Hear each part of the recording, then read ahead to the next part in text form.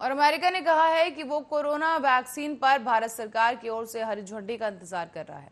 अमेरिकी विदेश मंत्रालय ने कहा है कि हम जो वैक्सीन अन्य देशों को भेज रहे हैं वही वैक्सीन भारत को भेजे जाने के लिए भारत सरकार की हरी झंडी का इंतजार कर रहे हैं। विदेश विभाग के प्रवक्ता नेड प्राइस ने कहा है कि भारत सरकार से हरी झंडी मिलने पर हम उन टीकों को तेजी से भेजने के लिए तैयार हैं। नेड प्राइस ने यह भी कहा कि अमेरिका के टीके पाकिस्तान, नेपाल, भूटान और बांग्लादेश तक पहुंच चुके हैं, लेकिन भारत के लिए इसमें समय लग रहा है क्योंकि आपातकालीन आयात के लिए कुछ कानूनी बाधाएं हैं।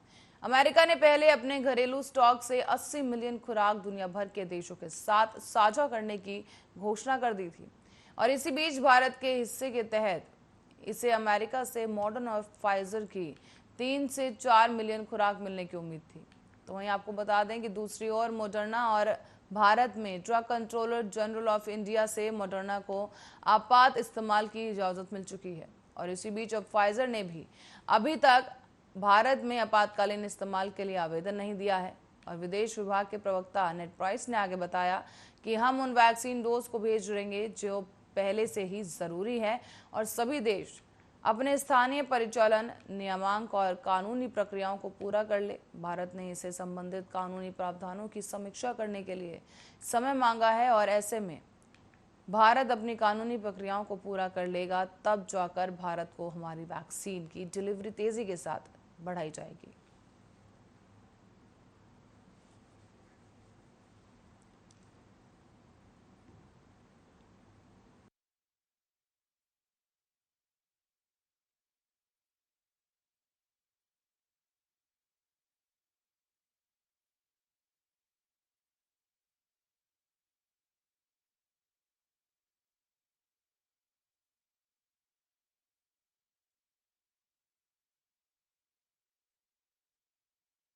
और इसी बीच भारत के विदेश मंत्री एस जयशंकर अपने चीनी समकक्ष वांग यी के साथ द्विपक्षीय बैठक कर सकते हैं।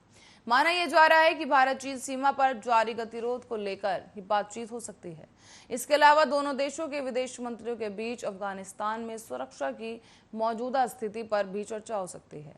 बताया जा रहा है कि विदेश मंत्री एस जयशंकर इस बैठक में अपने चीनी समकक्ष के साथ पूर्वी लद्दाख में एलएसी पर जल्द ही और ईमानदारी से हल की बात पर जोर देंगे। बता दें कि एस जयशंकर शंघाई सहयोग संगठन के विदेश मंत्रियों की परिषद और अफगानिस्तान पर एससीओ संपर्क समूह की बैठक में भी भाग लेने के लिए तजाकिस्तान के दुशांबे पहुंच गए हैं। ऐसे में एससीओ की बैठक में अफगानिस्तान में तालिबान की आक्रामक स्थिति पर फोकस करने की भी संभावना है, जिसमें कट्टरपंथी ताकतों की ओर से जो तजाकिस्तान को जोड़ने वाली सड़क अमू दारिया और हेरात है, इनके जरिए ईरान के लिए एक अन्य जमीन पर कब्जा करना शामिल है। बताया यह जा रहा है कि तालिबानी चरमपंथी धीरे धीरे काबुल की ओर बढ़ रहे हैं और एक साथ चारों दिशाओं से घेर कर हमला कर सकते हैं।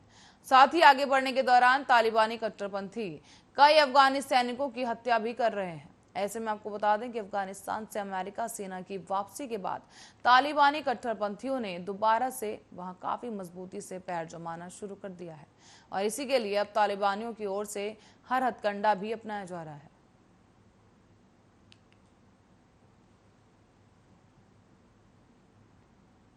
और इसी बीच दक्षिण कश्मीर के पुलवामा में सुरक्षा बलों को बड़ी कामयाबी मिली है। रात 1 बजे से पुलवामा में चल रही मुठभेड़ के दौरान सुरक्षा बलों ने 3 आतंकियों को ढेर कर दिया है। ऑपरेशन अभी भी जारी है और इलाके में कुछ और आतंकियों के छिपे होने की आशंका जताई जा रही है। आईजीपी कश्मीर ने बताया है कि 2 स्थानीय आतंकवादियों के साथ पाकिस्तानी लश्कर कमांडर इजाज उर्फ अबू हुरैरा मारा गया है। मुठभेड़ वाली जगह पर काफी संख्या में सुरक्षा कर्मियों और पुलिस को तैनात भी किया गया। ऐसे में पुलिस ने एक अधिकारी ने बताया है कि आतंकवादियों की मौजूदगी की जानकारी मिलने के बाद सुरक्षा बलों ने पुलवामा में घेराबंदी कर तलाश अभियान शुरू कर दिया है। आतंकवादियों के सुरक्षा बलों पर गोलियां चलाने से अभियान मुठभेड़ में बदल गया और इसी बीच सुरक्षा बलों ने भी गोलीबारी का जमकर जवाब दिया। और इससे पहले कि 8 जुलाई को पुलवामा में सुरक्षा बलों के साथ मुठभेड़ में 2 आतंकवादी मार गिराए गए थे। ये मुठभेड़ ऐसे समय में हुई थी जब हिजबुल मुजाहिदीन के आतंकी कमांडर बुरहान वानी के मारे जाने के 5 साल पूरे होने पर गुरुवार को घाटी के कुछ इलाकों में बंद रहा था। इसी दिन जम्मू कश्मीर के कुलगांव में जो मुठभेड़ हुई है उसमें भी 2 आतंकी मारे गए थे। मारे गए आतंकवादियों की पहचान आतंकी संगठन लश्कर ए तैयबा के किफायत रमजान सौफी और अल बद्र के इनायत अहमद डार के रूप में हुई है।